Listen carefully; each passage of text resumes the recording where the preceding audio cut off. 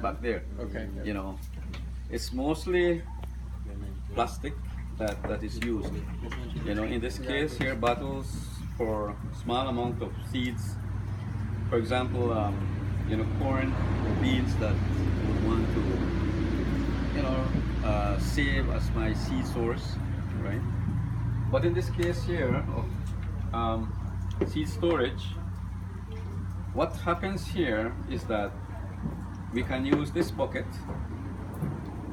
to put in seeds, right? And all of these buckets can be able to be put into bigger drums, depending again on the amount of seeds being stored, right?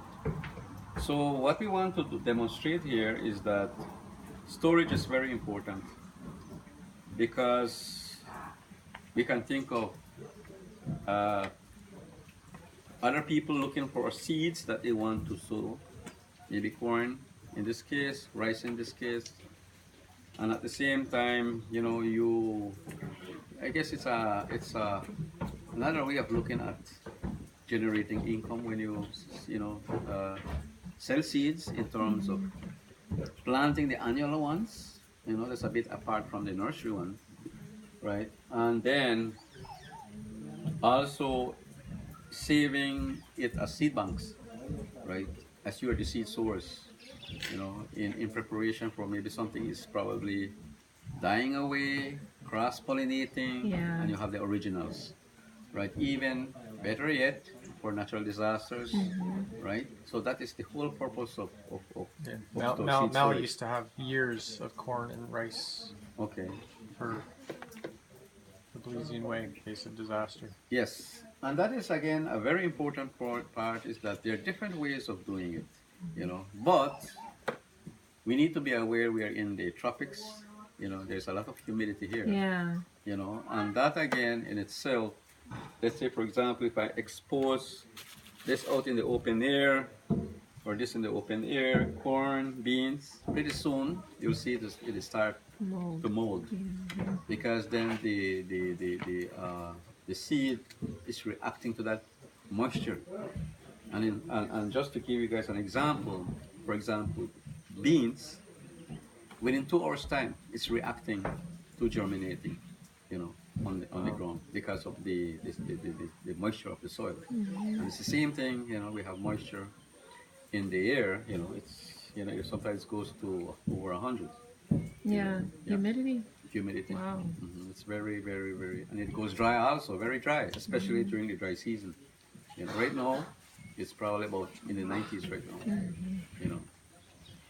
Okay, so now for demonstration purposes, because for fire, they said what there's what they call a fire triangle. You know, fuel, oxygen, right?